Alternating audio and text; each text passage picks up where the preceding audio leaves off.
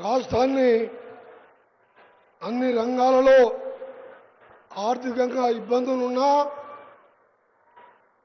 ఒక్కొక్కటి అధిగమిస్తూ అభివృద్ధి పదంలో నడిపిస్తూ మొదటిసారి దేవరకొండకు చేసిన మన ప్రియతమ ముఖ్యమంత్రి గారికి మీరందరూ కూడా గట్టిగా సపోర్ట్లతోని స్వాగతం పలితేనే మన సమస్యలు పరిష్కారం అవుతాయి. సీఎం గారు ఇది ఎక్కువ మాట్లాడకూడలేదు. ఆయన మా సమస్యలు ఎట్లున్నాయంటే దేవరకొండ గుట్టల్లాగా పేరుకుపోయినాయి. అన్ని సమస్యలు ఉన్నాయి. మా బాలు నాయక్ గారు 7 రోజు లేదు. అప్పుడు నేను మంత్రిగా ఉన్నప్పుడు రోషయ్య గారి దగ్గర తీసుకొని 180 కోట్ల రోడ్లు వేపించుకున్నాం. ఈ ప్రాంతానికి సంబంధించిన ఎస్ఎల్పిసి సొరంగాన్ని సాధించుకున్నాం. దాన్ని చేసుకొని కూర్చుంటానా దాన్ని ఆపేషన్ 10 కిలోమీటర్లు చేయలేక మీరు వెంటబడి దాన్ని స్టార్ట్ చేయాలంటే ఎవరో దుర్మార్గులు కనుబడి అక్కడ యాక్సిడెంట్ అయ్యి 8 మంది చనిపోవడం. ఉత్తమ్ కుమార్ రెడ్డి గారు కూడా బాగా ఇంట్రెస్ట్ తీసుకున్నా అది ఆ ప్రాజెక్టు లేకపోతే ఈ ప్రాంతంలో ఎడారిగా ఉంటుంది.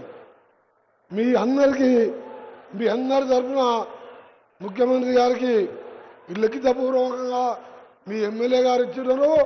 మా అక్క చెల్లెలందరూ కూడా మీరు ఒక్కటే కోరుకోండి, మన ముఖ్యమంత్రి గారు ఈ 3 ఏళ్ళే కాదు ఇంకా 5 ఏళ్ళు కూడా మన ప్రభుత్వం ఉంటుంది.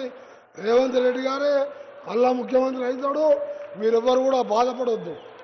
చివరిగా ఒకటే చెప్తాను ముఖ్యమంత్రి గారికి, మీ కొడంగల్కు ముఖ్యమంత్రి గారు మీ కొడంగల్కి ఎన్నితారో మా దేవరకొండని కూడా 2వ కొడంగల్గా చూసుకోవాలని మీకు చేతులెత్తి నమస్కరిస్తున్నాం. ఎందుకంటే ప్రత్యక్షంగా సమస్యలు చూసాం.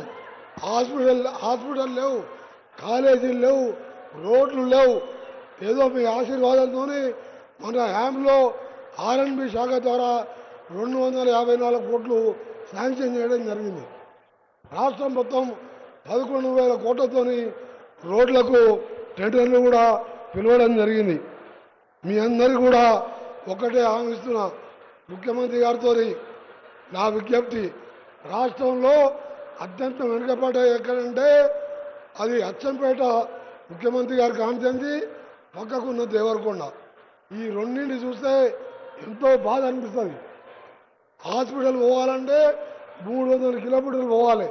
ఇక్కడున్న చందంపేట అలాగే 2 మండలాల్లో కనీస సౌకర్యాలు లేకుంటే ప్రతీక్ ఫౌండేషన్ సహకారంతో మన ఎమ్మెల్యే గారితో చెప్తే కొన్ని చేయడం జరిగింది.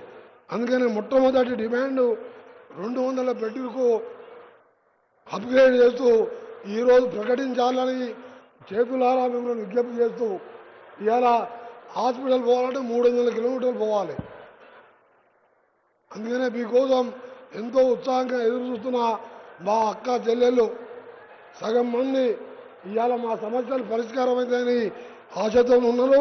గౌరవ ముఖ్యమంత్రి గారికి వేదిక మీద ఉన్న కౌన్సిల్ చైర్మన్ గారు, మా తోటి ఎమ్మెల్యేలకు అందరికంటే మా ప్రాణ సమానులైన దేవరకొండ అక్క చెల్లెళ్లకు తమ్ముళ్లకు చేతులెత్తి నమస్కరిస్తూ సెలవు తీసుకుంటున్నాను. జై Hind. Thank you sir. Honourable minister పెద్దలు ఉత్తమ్ కుమార్ రెడ్డి గారి సందేశం.